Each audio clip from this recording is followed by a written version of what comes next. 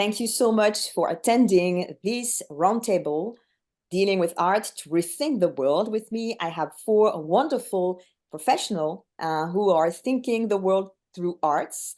I'm having Ronan de la Croix, who is an independent curator, art, industry, and impact. Ronan, thank you so much for being with us.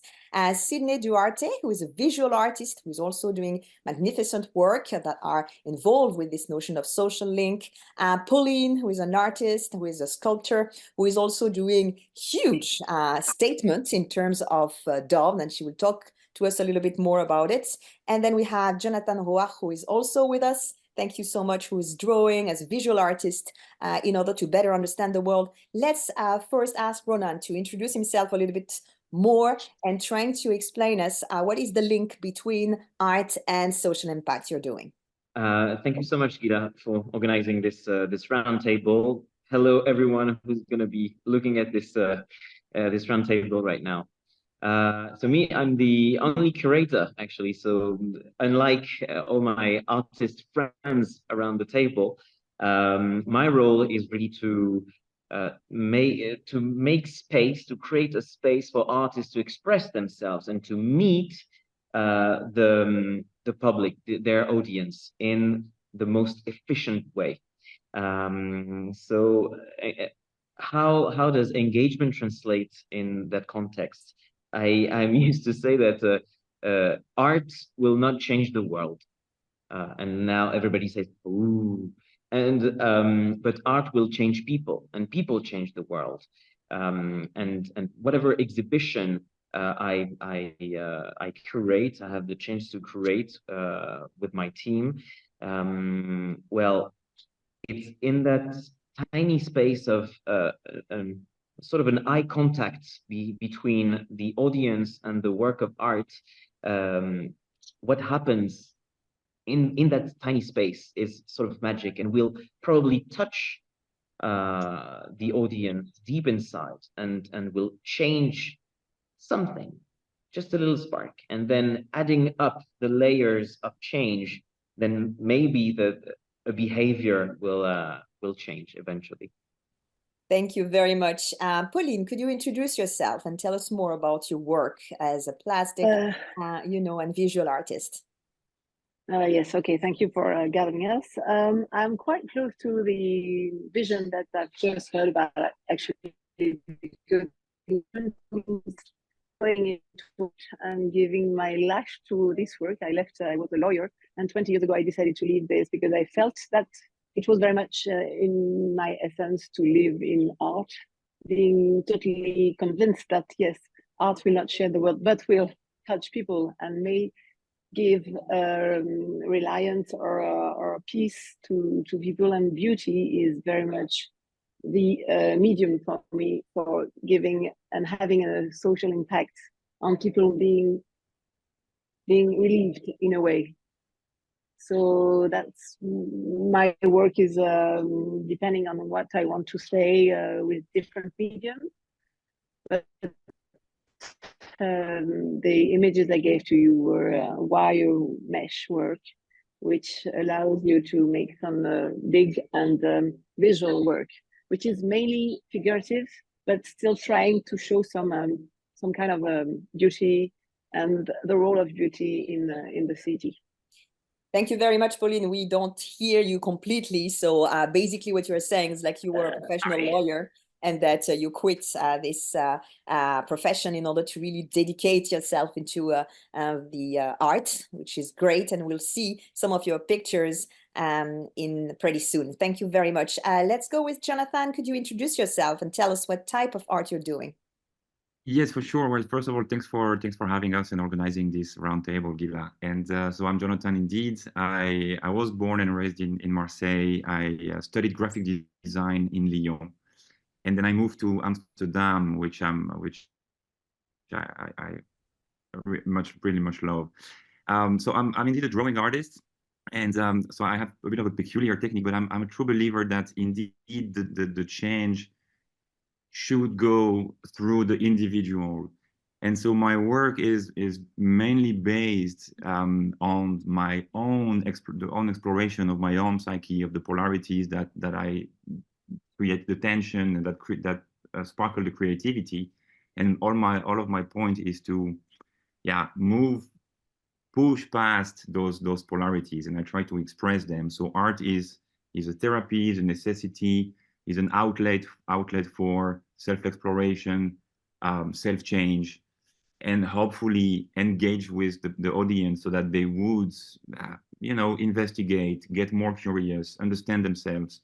That's what I aim, or what I would love to do with my work. So that's what I'm trying to do. Thank you very much. And last but not least, Sydney Duarte, if you could introduce yourself and tell us more about your work. Yes, thank you so much for having us and bringing us all together. It's so wonderful to be with you all. I focus on murals and large-scale installations that are helping Indigenous voices be heard and helping make, as you said, to help impact the people, to give a new perspective, to help.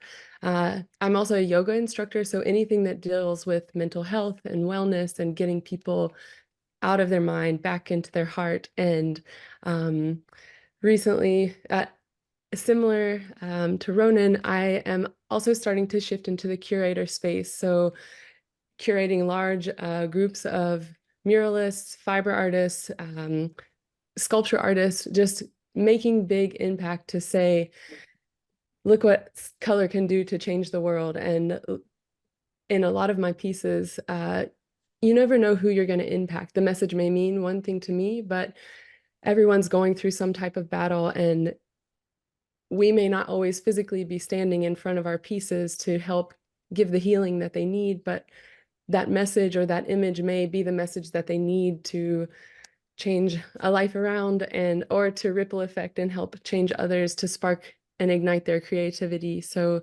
I can talk through the different images that I had sent over, but I'm super grateful to be here with you all, and yay.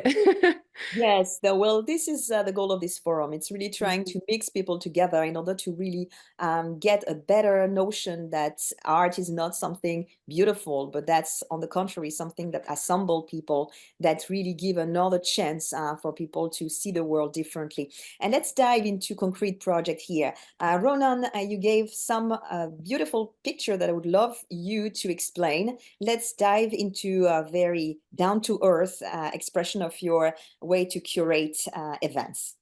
Down to earth, or down to the water, to the sea? Because actually this, as you can see, it's sort of a boat, a regatta, or a harbor that we created inside the Grand Palais éphémère. So it's the copycat of the Grand Palais on the Champ de Mars, so in front of the Eiffel Tower.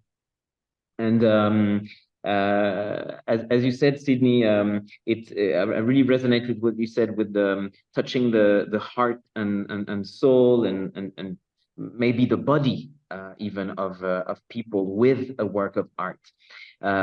So this takes place, actually, we see a lot of people on the first layer.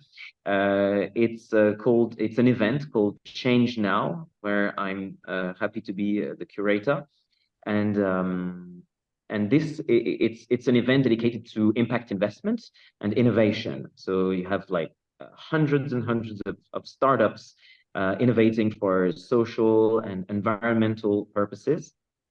And among all these innovations and all these investors going around and about, I'm asked to put a little bit of beauty. And I'm not afraid, Gila, of the word beauty, but we can debate about that.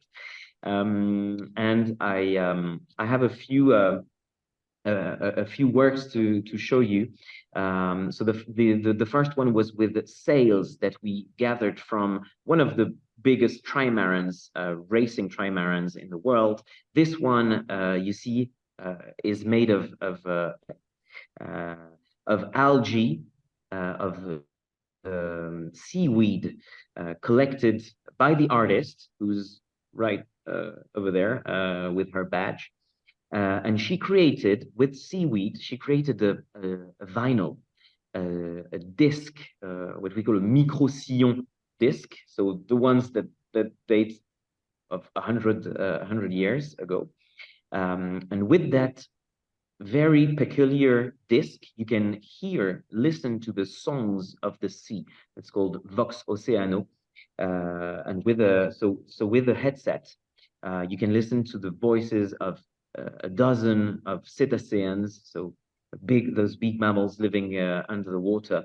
And it's one thing on this work is that it's self-destroying. The more you listen to it, the more it disappears and the more it fades. So it's just like an embodiment of this submarine ecosystem, very fragile, very temporary.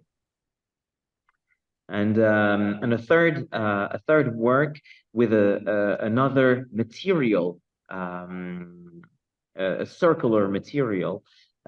It's mycelium oracle, so mycelium oracle. And you see here all the hands joining together to touch a little stool.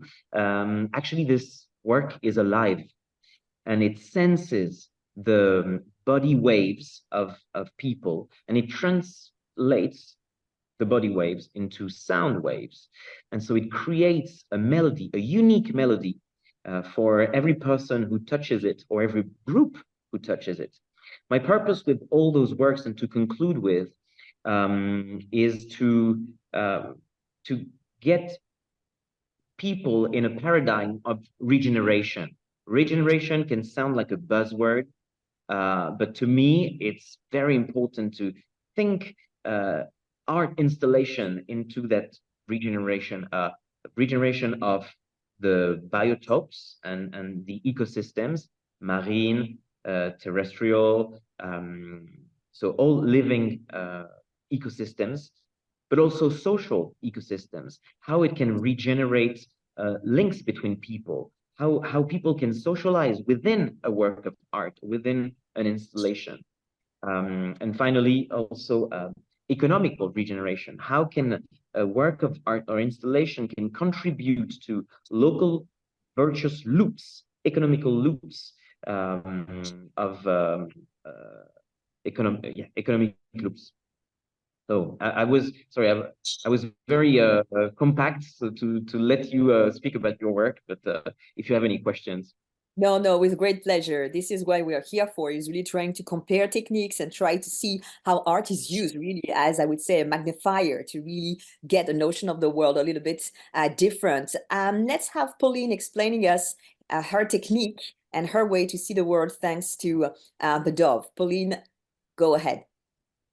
Okay, this image is it's a bit small, but maybe you can get the next one. It shows the column of the piece called Peace, which was between the column of the Église de la Madeleine in 2015, for instance, during the les attentats. And this shows, this is a 4-meter high, wide column, and it's made of wire mesh. Maybe you can show the other one. I don't know if you have the other one because it's a bit far. Yeah, maybe you cannot make it bigger. Well, so you can see this this column which shows with this wire mesh, which is kind of like some drawing in the space. This work, and it brings peace into the city. So this is a first kind of work. Like quite a few mediums to work with, but what I'm showing this time is this drawing in the face work of wire mesh. Maybe you can show also the other one afterward. Can you hear me? Yeah, no, so this is not the one I was expecting, but this is a different project. This is a project with some migrants in Paris, whom I met and of whom I made the portrait, and to show how much art was also a way to have a nice and look on their situation. So here you can see the photo of Abel, who was a migrant, and of whom I made the head and buste. And this was an incredible moment of sharing and giving back a look. And this was also the other dimension of another part of work that shows how impact through individuals as we said, could have also an impact on the massive and collective story. Yes, unfortunately, in terms of timing, we can only show 3 pictures, so that's why we picked. Yeah, okay. Something. The other one, maybe, yeah, because the other one was about these big hands showing how much, and due to the Olympic Games coming in Paris, big hands, 2 meters high hands of sportmen, and it's because they were showing the light and the flame of these hands. So that's what you could have seen. Thank you very much. But I'm sure that people who might appreciate your work could definitely go online and check more of your work. Jonathan, also, could you explain a little bit about your technique? Here are some of the pictures that you gave us. Yes. Well, as I said, I work with these are drawings. They might not come across as such, but they were made with pencil. And eventually, this is a bit of a peculiar technique because it's almost like a monochrome. But I made them with again with a pink pencil and a graphite pencil, a 9B, and I made it like circular from the center. So if you could zoom out, you would actually see the stroke vibrating from the center. And as I was explaining in the introduction, you know, as I do believe that free individuals, free thinking, conscious individuals are the key to a better world. But free thinking and getting the freedom must come from within, must come from self-exploration and self-knowledge. And self-knowledge is also, just like I try to follow reasoning, self-knowledge means understanding the polarities that create tension in one's psyche, in one's life. And in my case, they create a lot of tension. That's also why I go for black and pink, because it really clashes. It might all, you know, the bipolarities, I say, the moment where we feel strong, the moment where we feel weak, the moment where we feel masculine, the moment where we feel feminine, and it can just go on and on and on. And I need to express them, to understand them myself, and to also offer them as a mirror to the people. Because in some ways, I do believe that we are all in very different individuals, but I think that we do have much more in common that we may think. And polarities are one thing that really encompasses all human beings. Yes, a little bit like a yin and a yang. Could you explain us this image?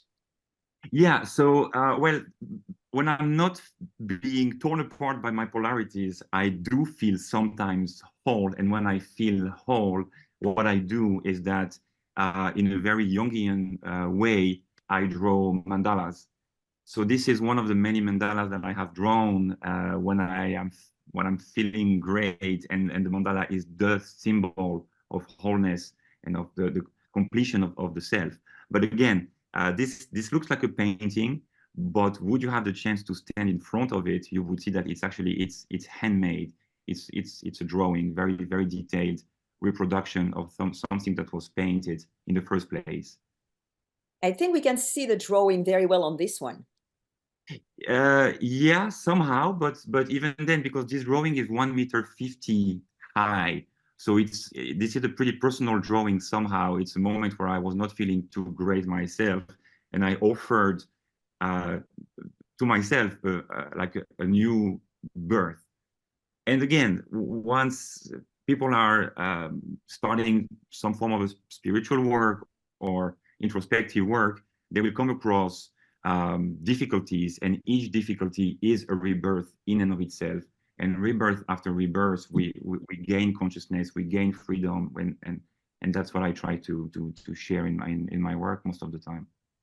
Thank you very much for this bite of the depth of your work.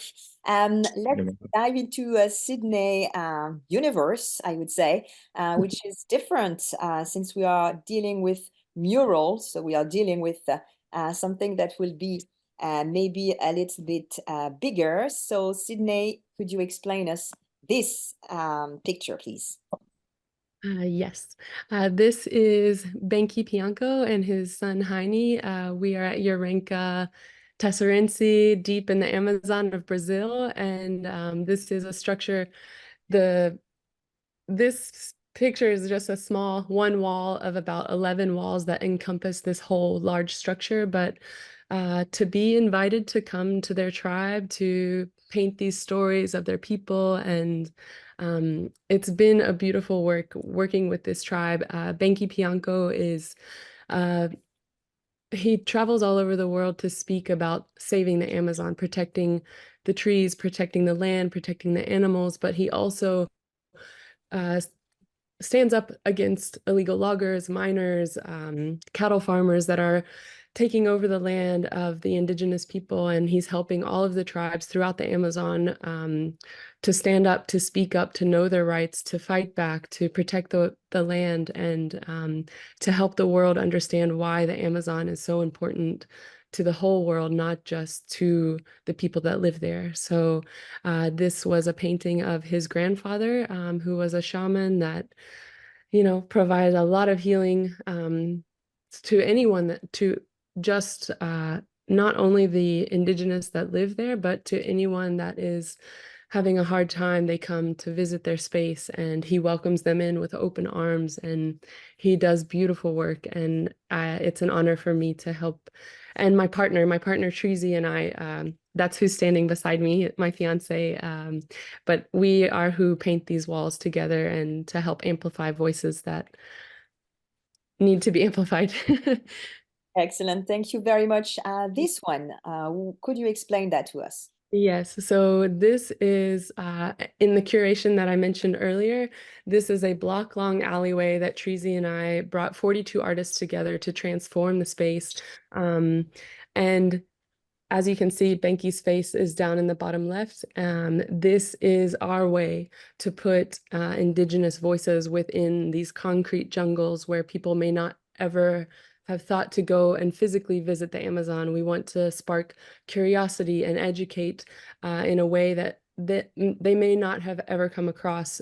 And the theme of this project was bringing light to dark places, and Benki is who brings light to dark places for me, for Treasy, and in also helping other artists have their voices heard. Normally, when most murals go up, unfortunately, with all of the construction that happens, especially where we live, the buildings soon get torn down, or maybe a new building owner comes in and paints over. And this was a space for each artist, for their voice to be heard, for their work to last, and for them to fully express in their own way. Because normally when you're hired by a client, you have to fit and conform within some type of box, and we want artists to be able to express fully from their heart without restriction, and for people to see that work and really know who they are and hire that artist, and or just send them a love note. But for us, it's turning construction into canvas to speak on a lot of truths that need to be heard. And similar to Jonathan, I mean, anyone that's going through these spiritual awakenings, and even if you haven't quite yet, hopefully this sparks the curiosity to go there, to go deeper, to look within yourself and question, why am I here and how can I make a bigger impact? So yes. So last image. This is a mural that is currently taking place in Charlotte, North Carolina, as part of our Peace for Peace project. That means creating masterpieces in the theme of peace to anchor peace around the world. We put a call out to the world just about a month ago, and we've already had 20 countries join in creating the word peace or peace-themed pieces all around the world. And in this one, the statement is about the younger generation coming in to protect the planet, to protect Mother Earth. As you can see on the left side of the artwork that is being shown for the Earth kind of on fire and in a bit of a state of chaos. And on the right side is what the world can be when everyone comes together. And we're seeing the younger generation coming in with so many beautiful messages and new perspectives of ways to protect the Earth, to protect each other, and to just live in a peaceful state. And yeah, it's been really beautiful to see everyone coming together. And this is our message to the world, everyone to come together, to anchor peace, and to just spark light inside of one another. And yeah, that's what this piece is about. Thank you very much. And you did not mess up. On the contrary, your way also to bring togetherness through this very beautiful piecework that you are offering. So maybe this what we want to do for World Art Day in terms of message. Pauline, could you give us your message for World Art Day? Yes, of course. My message would be art is obviously essential, and all the more as the world may be a bit ill sometimes. So let's keep some room for art and make it as medicine. Thank you very much. Making some room for art. That's a beautiful message. Jonathan, what would be your message? Well, my message is actually quite simple. Just make art, whatever that is. Just create. Fold paper, burn paper, draw, trace. Just explore yourself. Be curious. And it's not about making something beautiful. It's just about making. So just that's the message. Make art. Mm-hmm. Power of making. And you will have the final say, my dear Sydney. Echoing my friends and colleagues on the call, just to create, to whatever your heart desires to bring to the world, whether it be through song or through dance or through painting or drawing, however you'd like to express yourself. There are many people that say they don't feel creative, but everyone is creative. So in the same note as Jonathan, be curious, experiment, mess up. There are no mistakes. You can always add on to each technique every fail is just a new stepping stone to try in a new way. And in the same, for the Peace for Peace movement, you are making a masterpiece in the name of peace. And this is you. This is you, this is me. We are all shining bright. And as we each shine bright to ignite one another, you are just creating this ripple effect of goodness and positivity around the world that just as one person, you can make great change. So keep creating. Yes, no failure in art. That's beautiful. And Ronan, you will have the final say. Oh, will I? I love what you just said, Sydney. I mean, to me, a message to the world from Marseille is that art is a beautiful language, universal language for dialogue. So it's just a call and to encourage anyone to create more and to be created by the works that you see or that you create. Beautiful. Thank you to all the four of you. You are making a great difference with your relationship with art. So thank you very much to inspire us so much.